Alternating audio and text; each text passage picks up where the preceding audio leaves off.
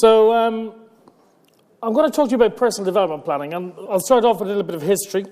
I'll say that over the last number of weeks, the Holy Trinity I was talking about earlier, Nick, Usha, and myself have been kind of contemplating and reflecting on the history of personal development planning within the institution.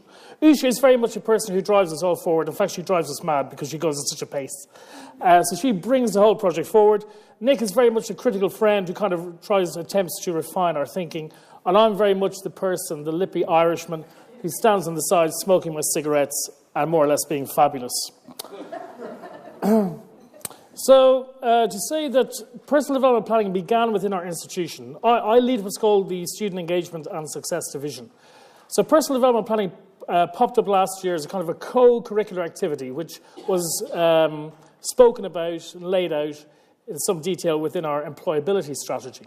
Over the last year, as we've been developing our own degrees, which have all been validated, we listened to the advice of educationalists and we've embedded our personal development planning within each of the new courses. So it's now a core component of each of the new degrees. And that's very good because it encourages our students to think about their personal development planning. What I mean by that, I hope will come a little bit clearer later on. It encourages them to think about that within their own discipline. And students seem to really like that. It also reinforces the idea that personal development planning is not something tangential to an education, but it's something which is very, very central. Now, a large part of personal development planning, a large part of the conversation around it is rooted within the whole employability agenda. And we start asking questions about what employers want. Joe, I should say I never notice that card, so just shout at me when I'm running out of time. But recently we were going through a survey of employers carried out in Australia, published in 2014. And these are the top 5 things that employers said they wanted to see in graduates. Number 5, they wanted a cultural alignment, a sense of fit between the graduate and the organisation they were applying to. They wanted emotional intelligence. They wanted teamwork skills. They wanted activities, and by activities they meant that the student will have engaged in other things in university other than the pure learning. And number 1, they wanted leadership skills. So that comes from the Graduate Outlook survey published in 2013. So these are the top 5 things that the employer wants.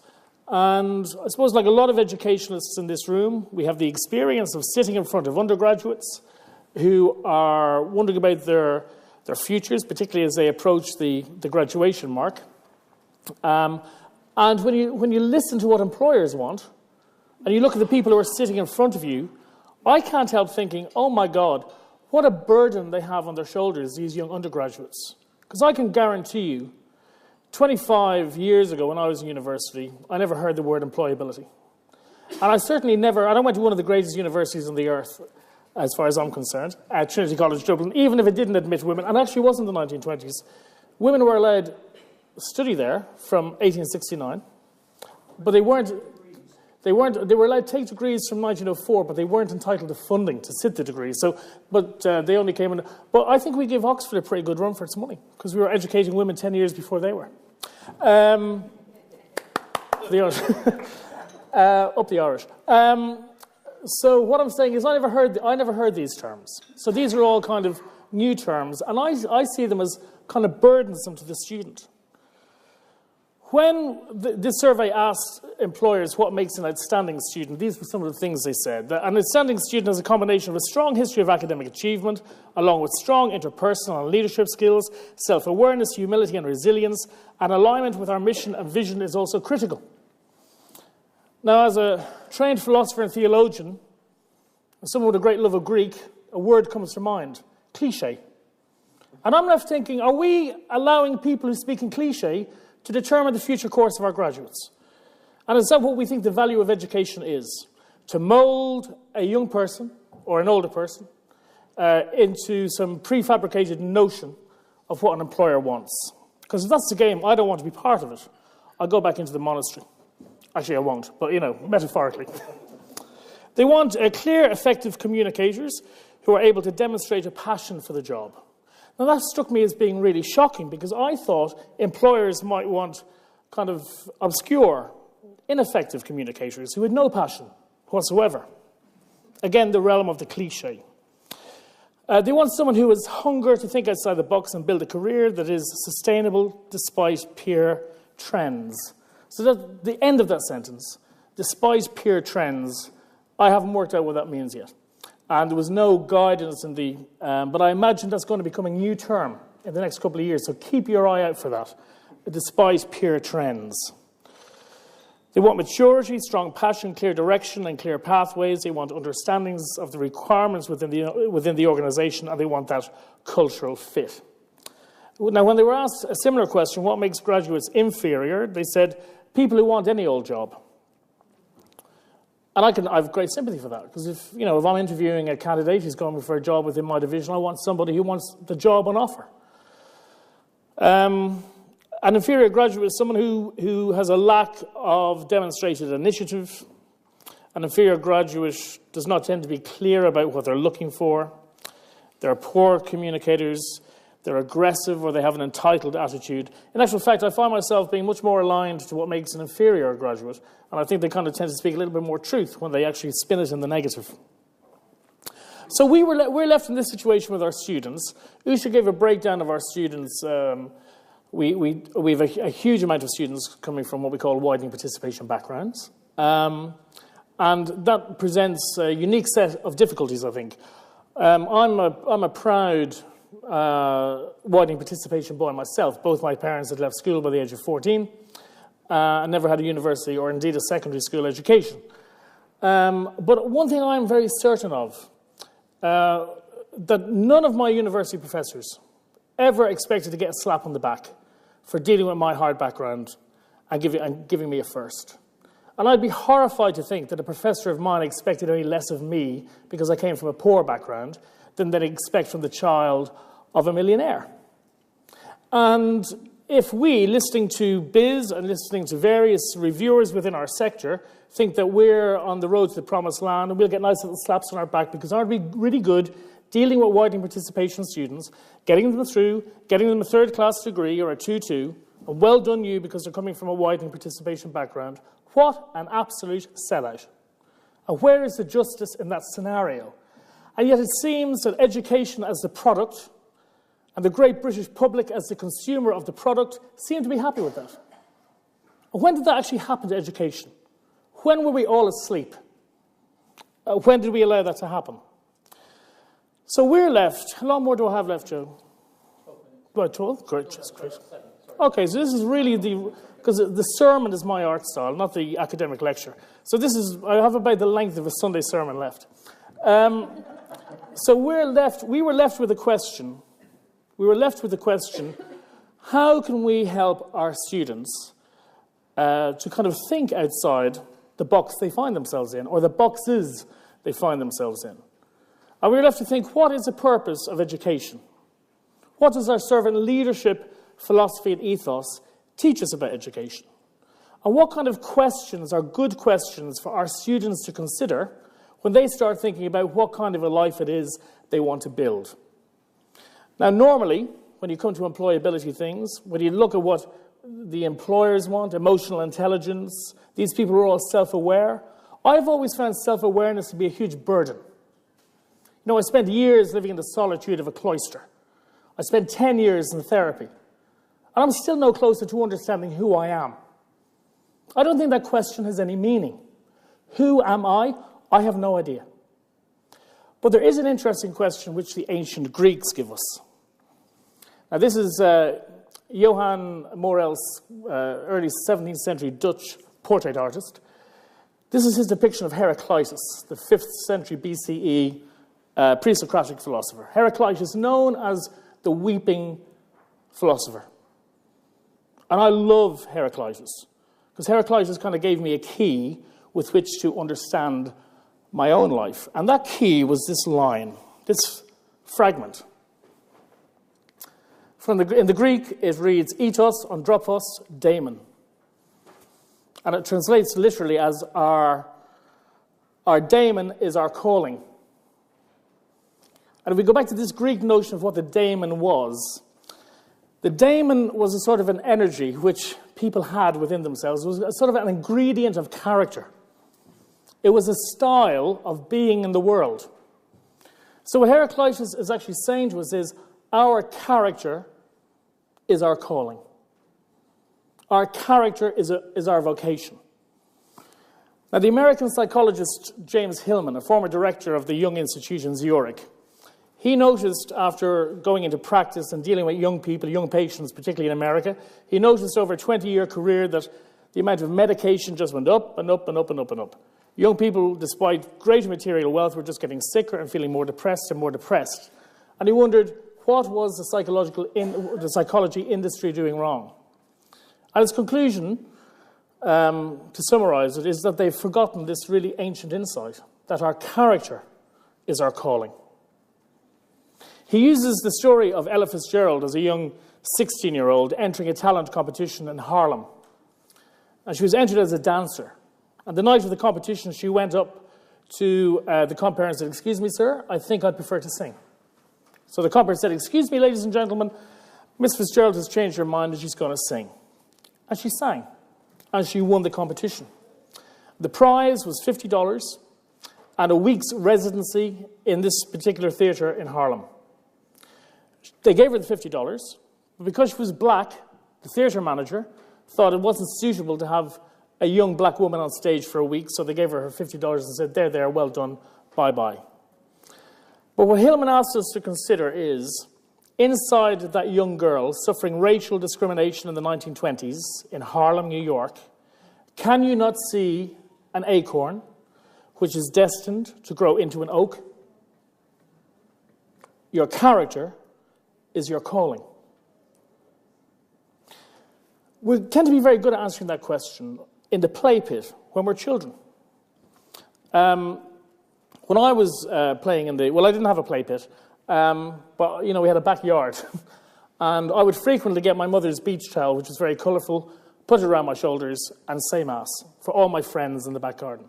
So when I said I was going to train to be a priest, it was no real surprise, because in a sense I'd been acting this out since the day I learned to speak. So children are very good. So for us, developing our personal development planning, we decided we have to go back to the sandpit. That personal development planning does not really begin with the question, who am I?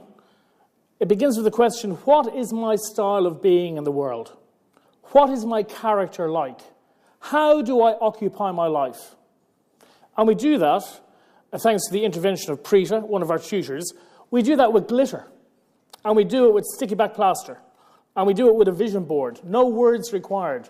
You get scissors, you get glue, you get magazines, you get glitter, as I say, you get stickers. And you sit down and you imagine in images what kind of a life it is you want. And from that process, that's how personal development planning begins within our institution.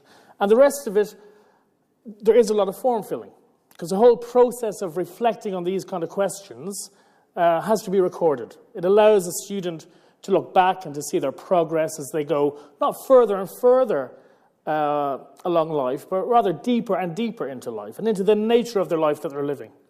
And for many of our students, this is the first time they've been given the opportunity to do it. When I was asked at a conference last year why we were insisting on doing it this way, my answer was very, very simple. We say we are committed to justice and inclusion and equity in our place of learning. And while I educated in the past some of the very, very privileged children of London's very, very privileged people, they all had opportunities to think about these things. And why should students coming from widening participation backgrounds not have that opportunity? Why should they be told they should be content with a graduate-level job? You're supervising in a call centre, well done. That has no equity about it. That has no justice in it. Our students deserve the opportunity to explore the nature and the value of their life, and that's what they get in personal development planning. So when we look at conclusions to draw, I think a large part of what we do in personal development planning is about unlearning. Telling people to forget some of those voices which they've listened to and believed. It's a wonderful thing. In the picture that was painted by Gert earlier, where there's certain values at play of 0 minutes left. I'm bringing this sermon home, baby. I'm bringing this sermon home. But it's a wonderful thing to make people think and to unlearn, to critically engage with some of the systems which are subtly at play within our education system. And I guess the other thing is to go further and further down the road of unknowing. Whoever thought that education would get to a stage where it preoccupied itself with giving people the product of knowledge, when for thousands of years, from the time of the ancient Greeks, the job of education was to help us learn to live with our ignorance and with not knowing. And that's not to glorify an ignorance, it's not to glorify in the dark ages, but it's to understand that there are limitations to my understanding. And it's those limitations that actually allow for a tolerance and acceptance of the other. But that is for another lecture. So thank you for your time and attention. Any questions? Thank you very much, Cal. Does anyone have any questions? At all? Anywhere? Was that so comprehensive? It's normally very difficult to get him to say anything, so we're very pleased that he's been able to stand up here and talk for 15 minutes. Thank you very much. Very interesting. But I just, have one question about, usually I've seen all these surveys, questionnaires with the employers, and they all give you this list of these are the skills that are missing in the graduate. I wonder if you've been asked once, or they were asked, and I wanted to see their answer. If the one employers or these employers who give you this list, they are faced with a job and they have two graduates. One of them is very good in his subject, and especially I'm talking about technical issues here, but he or she doesn't have all these skills. And then they have another graduate who's got all these skills and can prove them, but they're not good in, Java, for example. Which one they're going to pick? I don't think we necessarily have to assume that an employer is going to be a good person to be employed by. And I would always counsel my students to be very, very careful about who they hand a large portion of their life over to. But if I think a person does have any kind of a sense of self-awareness about them, they will understand what it is to sit on an interview panel and listen to the same answers over and over and over again.